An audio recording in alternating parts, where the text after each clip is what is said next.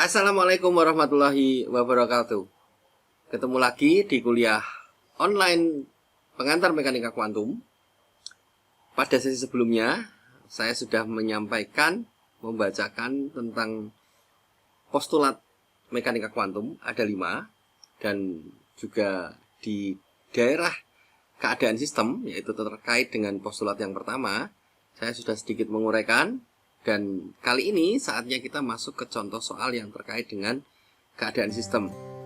Jadi bagaimana keadaan sistem ini muncul dalam suatu permasalahan, ya dalam contoh soal begitulah. Dan kali ini saya akan menemani kalian untuk bersama-sama mengerjakan suatu contoh soal. Dan contoh soal itu ada di buku Zetili halaman 169. Kalian bisa baca sendiri ya, nanti dibaca sendiri.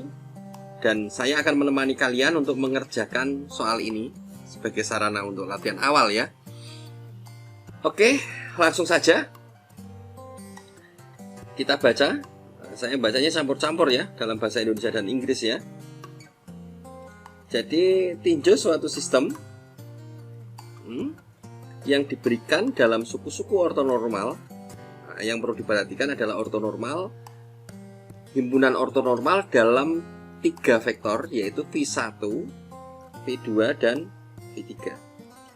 Jadi V1, V2, V3 ini adalah basis, dan ini sudah dikatakan di dalam permasalahan ini, yaitu basis ini adalah ortonormal, begitu ya. Lalu yang ditanyakan, dan V-nya keadaannya adalah semacam ini. Psi adalah akar 3/3 V1 plus 2/3 V2 ditambah akar 2/3 V3.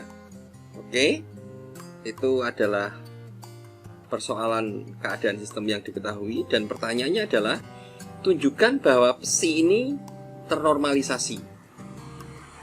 Berikutnya, lalu hitunglah peluang menemukan keadaan sistem dalam masing-masing keadaan ini, yaitu V1, V2, dan V3.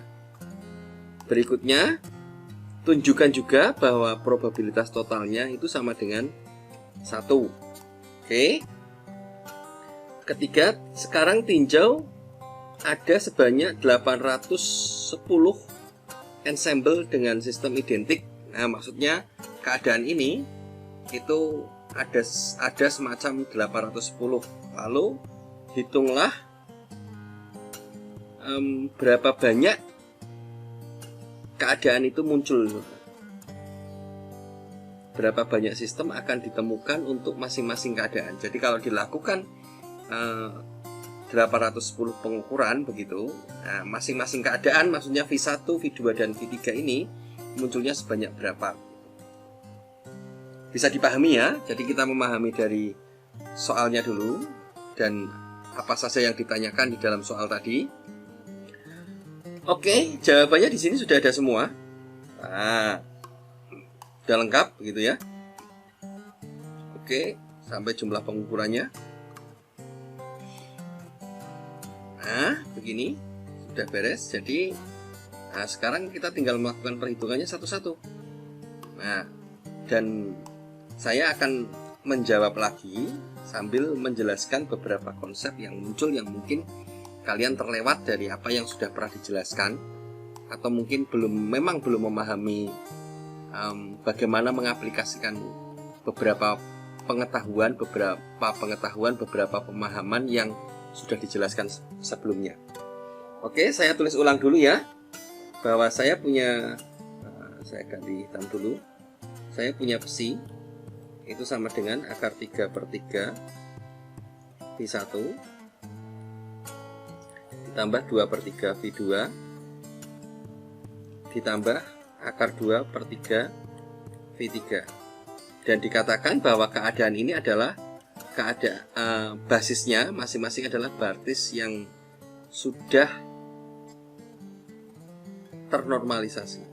Ortonormal, berarti ortonormal ya, himpunan ortonormal. Oke. Maksudnya apa di sini dikatakan ortonormal? Kita ingat kembali bahwa maksudnya adalah di sini yang dimaksud ortonormal itu ya kalau V1 itu didotkan dengan V1 itu hasilnya adalah 1, dan kalau V1 didotkan dengan V2 ini hasilnya 0 gitu ya. Maksudnya panjangnya 1, tapi kalau didotkan dengan yang lain itu hasilnya 0. Atau dengan kata lain bahwa V1 dan V2 ini saling tegak lurus. Demikian juga kalau V2 saya dotkan dengan V2 hasilnya 1, V2 dengan V3 hasilnya 0. Atau yang lebih umum ini dituliskan dengan VI.VJ ini sama dengan delta IJ. Maksudnya adalah hasilnya delta IJ ini maksudnya ya. Ini hasilnya adalah 1 jika I itu sama dengan J. Dan hasilnya 0 itu jika I itu tidak sama dengan J. Nah, jadi daripada nuliskan banyak begini, semuanya ditulis ya. V1.V1 sama dengan 1, V2.V2. Daripada nuliskannya panjang, jadi lebih singkat kalau dituliskan semacam ini saja. Nah, dituliskan semacam ini ya. Atau inilah yang disebut dengan delta Kronecker.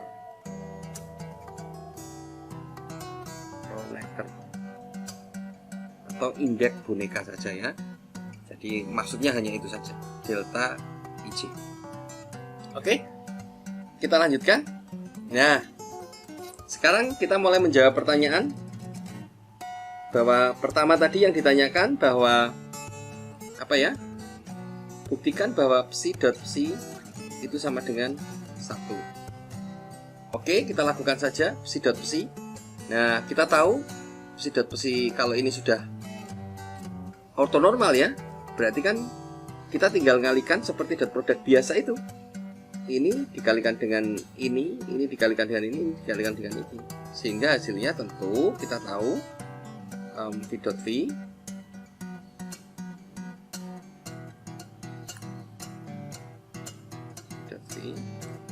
itu sama dengan akar 3/3 kali akar 3/3 itu sama dengan 3/9 begitu ya. Ditambah 2/3 kali 2/3 4/9 begitu, ditambah akar 3/3 kali akar 3/3 hasilnya adalah akar 2 ya, akar 2 berarti 2/9. Kalau ditambahkan tentu ini hasilnya adalah 9/9 sama dengan 1. Berarti ini sudah terbukti. Oke, jelas ya. Lalu bagaimana dengan peluangnya masing-masing keadaan dari V1 V2? Tentu peluang keadaan yang pertama itu adalah V1 dikalikan V kuadrat. Kalau ini keadaannya sudah ortonormal ya. Itu. Begitu apa enggak ini rumusnya, kita cek lagi. Saya khawatir kalau salah. Nah, benar ya. Oke. Jadi bagaimana ini menghitungnya? Ya sama, karena kita tahu ini V dikalikan V1, maka yang dikalikan selain dengan V1 kan 0. Berarti kita hanya memperhatikan yang ini saja. Oke. Sehingga hasilnya berapa ini? Oke, sehingga V1 1 kali psi berarti kan tentu hasilnya adalah akar 3/3. Nah, ini dikuadratkan atau sama dengan 3/9. Oke. Berikutnya P2 juga begitu. P2 maka hasilnya adalah V2 dikalikan V kuadrat. Tentu ini adalah tadi berapa ini? Hasil ini adalah 2/3 berarti. Ini dikuadratkan berarti sama dengan 4/9. P3 juga begitu. Nah, ini tentu langsung saja ya hasilnya ya, yang ketiga ya. Atau ditulis lagi, ya nggak apa-apa lah, ditulis lagi lah. Berarti V3 oke. Tadi kan berarti ini hasilnya akar 2/3 kuadrat atau sama dengan 4/9. Nah, ini adalah peluang masing-masing dari menemukan V1, V2 dan V3. Tentu kalau kita jumlahkan peluang totalnya ini P1 ditambah P2 ditambah P3, ini sama ya, 3/9 ditambah 4/9 ditambah ini bukan 4/9 ya, 2/9. 2/9 ini tentu sama dengan 1. Oke, bisa dipahami ya. Lalu bagaimana kalau yang B? Yang B tentu mudah juga ya. Yang B, jadi kalau saya katakan sebagai N1 ada 810 ya. Berarti ya N1-nya 810 kali dikalikan dengan peluangnya tadi. Peluangnya yang pertama adalah 3/9. Oke, tinggal dihitung saja. 9 kali 3 berarti 270.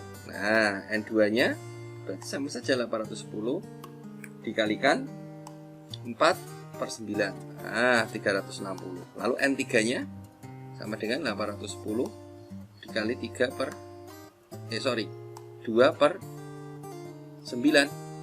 Berarti sama dengan 180. Oke. Nah, begitu ya.